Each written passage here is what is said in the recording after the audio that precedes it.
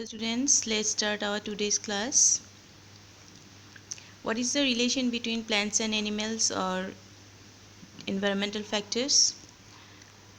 Plants produces oxygen, food, medicine, shelter, etc. for the animals, and animals also produce carbon dioxide which is utilized by the plants.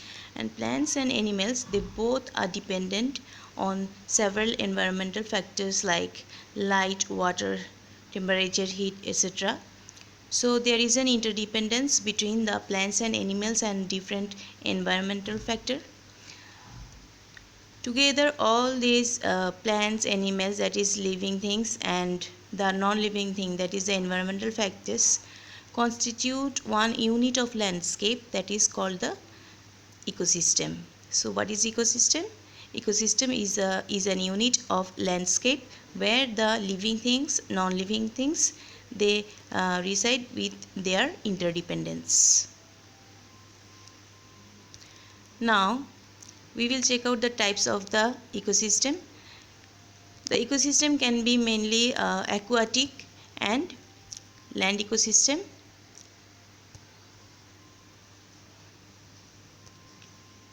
What are the factors or component of ecosystem?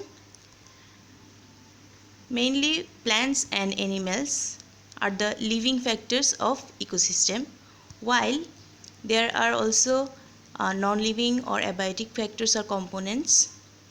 These are wind, water, and the minerals that is in the soil.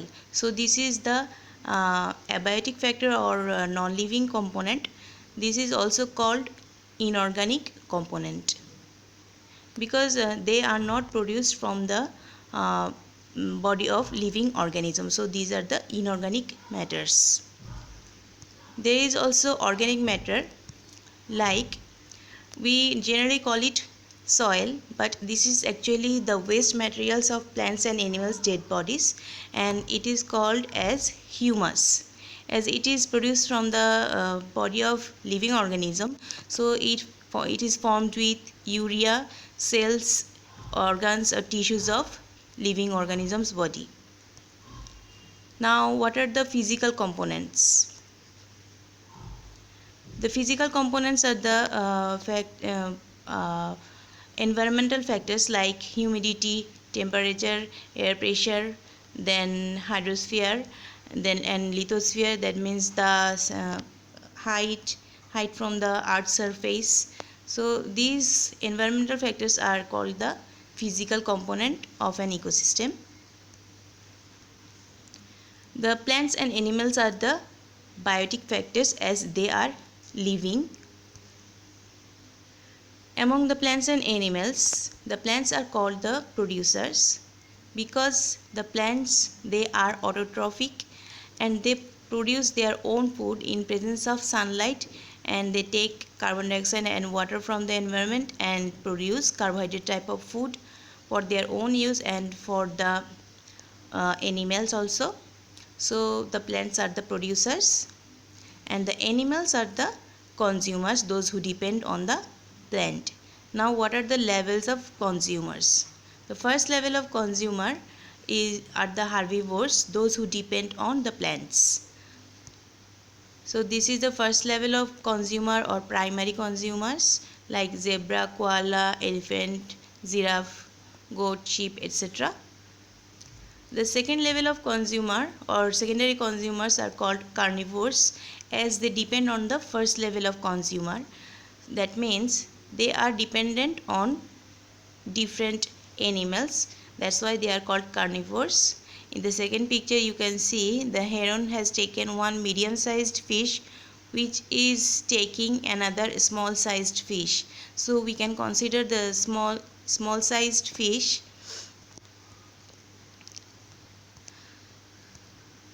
we can consider this small sized fish as the primary consumer, and the medium sized fish is secondary consumer, and the heron here is the tertiary consumer or the last level of consumer. Now those consumer who are dependent on the tertiary level of consumer, these are the top level consumer or top consumers.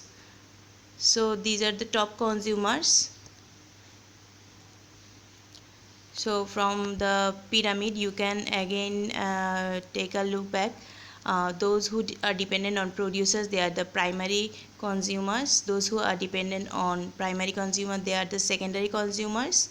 Tertiary consumers are dependent on secondary, and the quaternary or top consumers are dependent on the tertiary consumers. So we have different level of consumer. Again, take a look. The snail is dependent on the plant, so it is herbivore or primary consumer. The owl is taking the snail, so this is the secondary consumer, and the eagle is the tertiary consumer. But if we consider that there is a snake which is taking the owl, so the snake would be the tertiary consumer, and when the eagle would take the snake, then the eagle would become the top consumer. So the level of consumer can be changed depending on what food or which food it is taking from which level.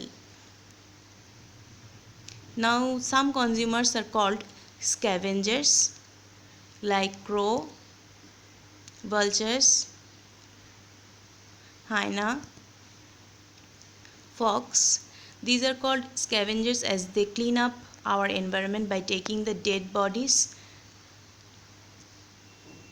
Decomposers. The last component of an ecosystem are fungus, worms, insects, and bacteria.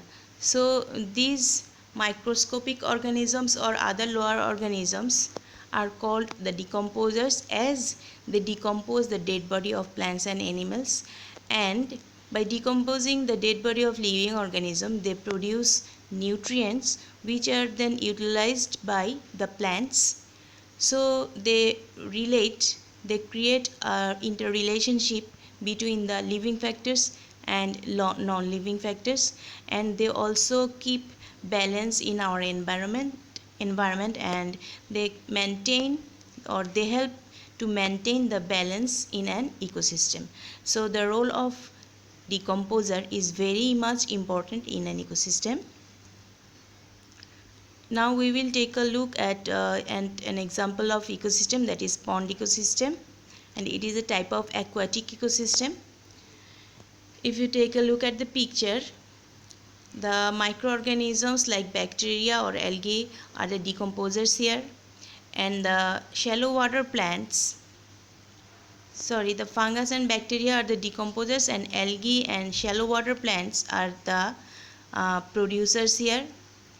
Except the shallow water plants, there are also some minute floating particles in the body that are called the phytoplankton, as you can see in the picture.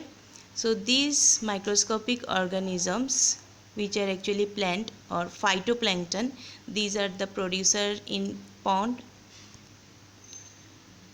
Except phytoplankton, there is another type of microscopic organism which are floating in the pond. These are called zooplankton, and as this zooplankton takes phytoplankton, so zooplankton is a kind of animal, we can say, and as they take the producer, so these are the first level of consumer. Except phytoplankton, the shallow water plants, algae, etc., these are, or other aquatic plants, these are the producers in a pond. Now the consumers in pond, those who are taking the producers, they are the herbivores like mussel, and the small fishes which are taking the mussel or other small fishes, these are the primary consumers or first level of carnivores, and those who will take the small sized or medium sized fishes, they are the tertiary consumers or top level of carnivores. So here also different level of consumers we can see in a pond. So that's all today, and I think this topic is going to be very easy for all of you. Thank you all.